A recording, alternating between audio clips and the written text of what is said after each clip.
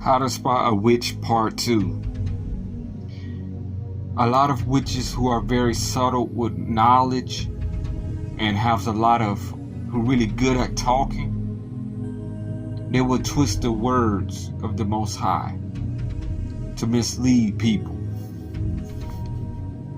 They will say the Anunnakis are good. They will say Nephilim is good. They will say necromancing is good. That is okay. That what you learn from Christianity is not true. They're saying that this is okay to communicate with the dead, which is aka the demons. I have scriptures. The Most High forbid these things. The Most High said we cannot have witches among us. Witches don't even supposed to be living. Deuteronomy 18:10. They shall not be found among you anyone that makes his son or his daughter to pass through the fire, or that use divination, or an observer of times, or an enchanter, or a witch. Verse 11. Or a charmer, or a consulter with familiar spirits, or a wizard, or a necromancer. Deuteronomy 18:12. For all that do these things are an abomination unto the Most High. And because of these abominations, the Most High thy Elohim does drive them out from thee before thee. Verse 13. Thou shalt be perfect with the Most High thy Elohim. This witch right here that I'm showing right here, it was a video that was on my YouTube channel or my news feed, and it was talking about the book of Enoch and all of that, and talking about the fallen angels and the bloodline, and how she twists the word of the Most High is why I even wanted to make this video to expose her. I was so clippings of what I was talking about.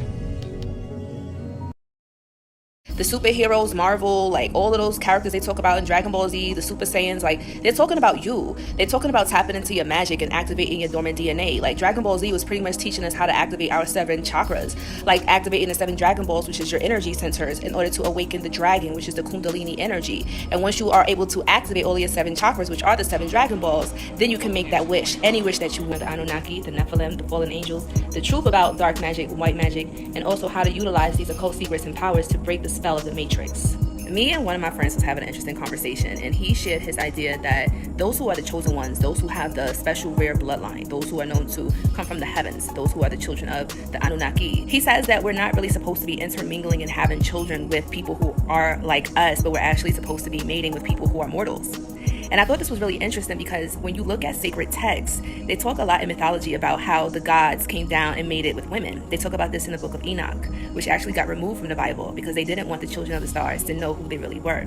So the church started to spin lies around the Nephilim being evil, talking about they come from, the seeds of Satan and all of this stuff. But we got to realize that Genesis chapter 6 verse 1. And it came to pass when men began to multiply on the face of the earth, and daughters were born unto them, that the sons of God, Yah, saw the daughters of men, and they were fair, and they took them wives of all which they choose. And the Most High and my spirit shall not always strive with man, for he also is flesh. Yet the days shall be 120.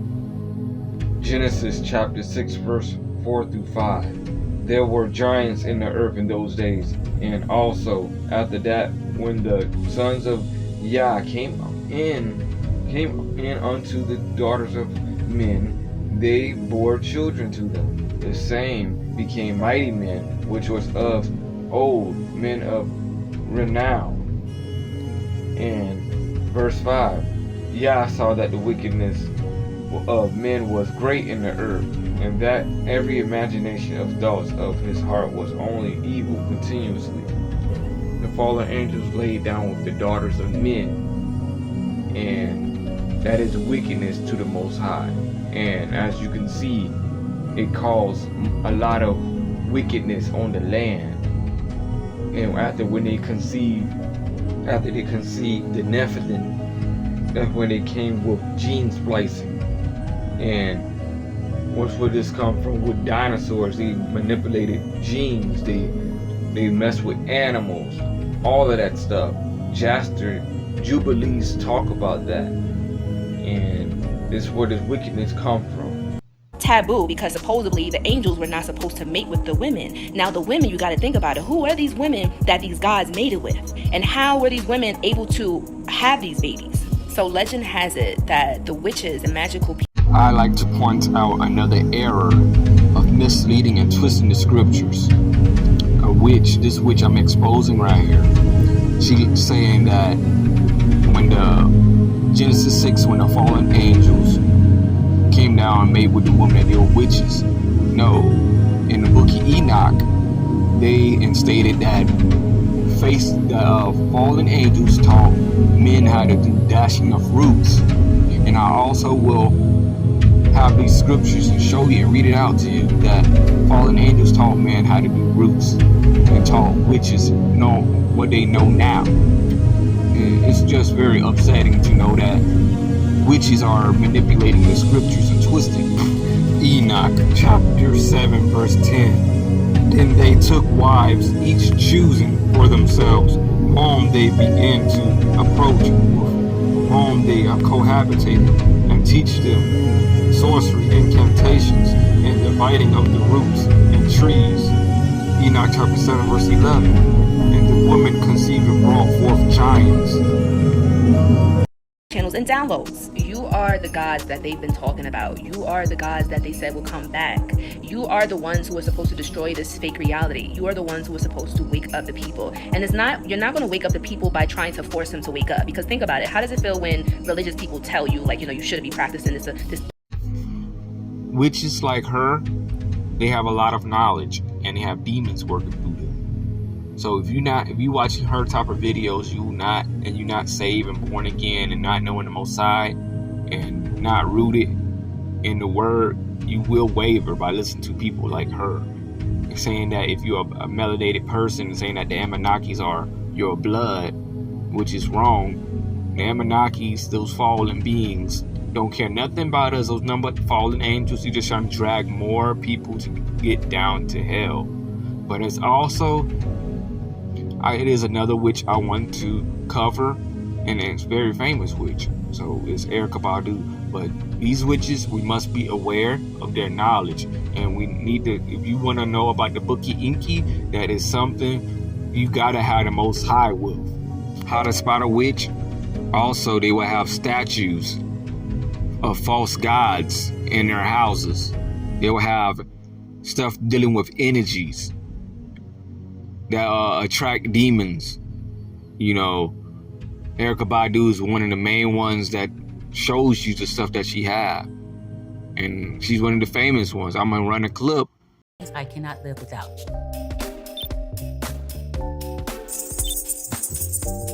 First thing, my bells. Can't live without my bells. I wear these on my ankles every day almost, and I love the sound of them. They say that they attract fairies and beautiful things, and they just make me feel so good. And the frequency is really good for the crown chakra that's up here. Another essential thing I can't live without is these Badu vagina incense. And they are made to smell like my lady parts. And they smell so good. They're also an antioxidant. Clears out the environment.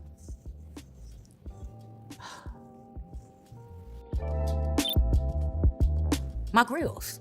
Y'all know I gotta have my grills. My grills are known all over the world. I've got to have my Badu grills. This week I'm wearing all skulls. Yeah, I love skulls. They remind me of the ancestors. Can't live without my grills. And another thing I can't live without is my Chuck Taylors. Not only are they an incense holder, but they my favorite Chucks. I've been having these Chucks, I don't even know how long. The bottom, you know how the bottom be smooth? Because, they are so old. And it's so tight that you don't even see the tongue no more. I love these Chucks. I wear these with everything. Everything. Another Badu essential for me is my sequin panties. Sometimes when people feel down, they drink coffee or Red Bull or something else, I just slip on my gold sequin panties and I feel like a movie star. It changes the whole way I see myself. Everything comes to me. They're a magnet to good things. These panties right here. And another essential for me would be my amulets and talismans. They include crystals and metals and pearls, natural stones and things. And I love wearing them, especially against my skin, because it makes me feel so good. They emit minute doses of these elements into the body when you wear them. Plus they fly. Just call me Mrs. T. And you're getting very sleepy. My new album is about to come out and you can buy it for $9.99. The Badu Chateau. I cannot live without this because I don't like people looking me in my eyes because they fall in love. I'm talking men, women, children, animals, any living, breathing thing. If you want to come stand under the shade, come sit by me. That's what they say. I can't live without, they got a tape to the table, or either I'm already high. Another thing I can't live without, and I know you can't either, is that Badu. It's my weed strain. It's my cannabis collab with cookies, and it is so very essential. Created in the lab just for you. I grow my flowers to music and sonic lights and sounds. And they were made specifically for mothers in labor, but everybody can enjoy it. But remember only to take 1 or 2 little hits. That's ladylike. I rarely wear it, but when I am in that mood, I can't leave home without my makeup. So I just bring